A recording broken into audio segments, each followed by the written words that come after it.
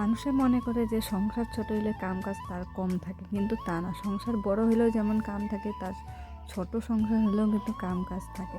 তো আমি বেশি কথা না করে দেখো আমার কাম কাজ কিন্তু আমি শুরু করে দিছি। Hello guys, good morning. তো সকাল সকাল আবারও আসলাম একটা মিনি ব্লগ নিয়ে তোমাদের সাথে শেয়ার করতে।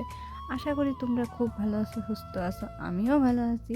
আর দেখো আজকে দিদাও কিন্তু সকাল সকাল উঠা পড়ছে। কইলাম যে উঠো না, যাও শুয়ে থাকো, হয়তো আমি উঠান ঝাড়ু দিই। আমি বললাম না লাগবে না তোমার, তুমি যাও শুয়ে থাকো। তো যে আমার সাথে গল্প করে করে কাজ করতেছে। তো দেখো এদিকে কিন্তু উঠান পরিষ্কার করে ঝাড়ু দেওয়া হয়ে গেল, আর আমার বাড়ির মানে সমস্ত কাম কিন্তু কমপ্লিট হয়ে গেছে, বাসি কাম। তো আমি এদিকে উঠানটা ঝাড়ু দিতে দিতে দেখো রোদ এসেই গেছে উঠানে। তো আমি যাবো এখন স্নানে, স্নান করে আবার দেখা হবে।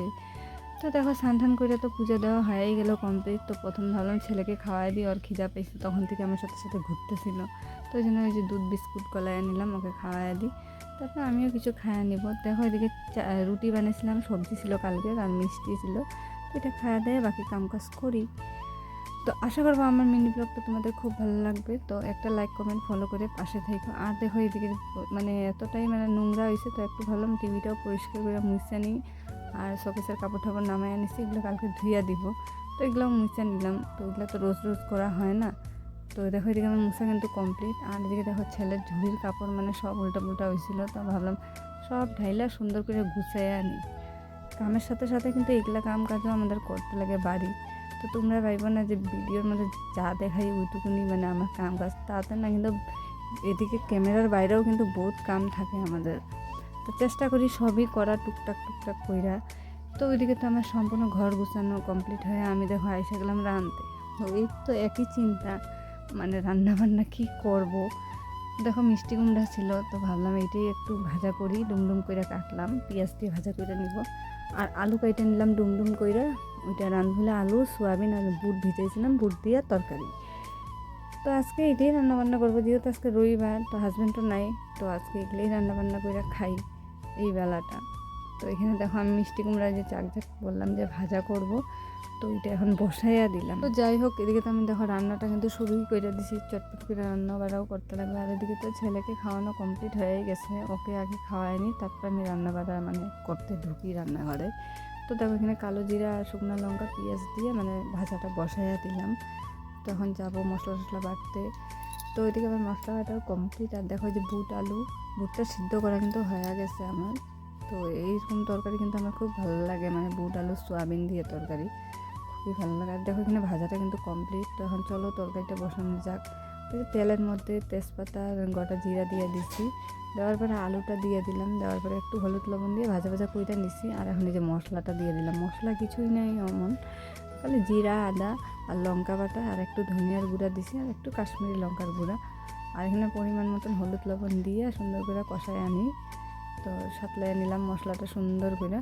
তারপরে এখন এই যে বুটটা দিয়ে আর একটু সাতলাইয়া নেব। তো এখানে কিছু টমেটো কেটে রাখছিলাম, তো এই টমেটোগুলোও দিয়ে দিলাম। আর এখনই দিলাম টমেটো, আগে দিই নেই, যেহেতু আগে দিলে ওরে টমেটোটা গইলা একেবারে দেখাই যাবে না টমেটো। তো এখন এই দেখো বুটটা দিয়ে সুন্দর করে সাতলাইয়া নিলাম। তো হয়ে গেছে প্রায় মানে সাতলানো। তো সোয়াবিনটা দিয়ে আরও সুন্দর করে সাতলাইয়া আর একটু জল দিয়ে দিব। তো জল দিয়ে তরকারিটা রেডি হয়ে যাবে। তো নামানোর পরে তোমাদের সাথে আবার শেয়ার করব। তো নামাবো একটু গরম মশলা দিয়া। তো এই যে আমি এখন বসাইয়া দিলাম, তো হইতে থাক, আর বাকি কামগুলোও করি। তো এখানে যা যা সবজি টবজি কাটছিলাম, মশলা কাটছিলাম, ওইখানে পাটাটাও ধুয়ে নিলাম। আর এগুলো সবজির চকলা ওগুলো ফেলাইয়া দিই, উঠাইলাম, পরিষ্কার করে নিলাম জায়গাটা। তো আমার রান্নাবাটা কিন্তু কমপ্লিট হয়েই গেছে। তো আমি এখন যে গ্যাসটা মুছে দিই পরিষ্কার কইরা, যেহেতু কামের পরে তো এগুলোই কাম থাকে। তো দেখো এদিকে গ্যাস কিন্তু আমার মানে সার্ফ দিয়ে ঘষা কমপ্লিট হয়েই গেছে।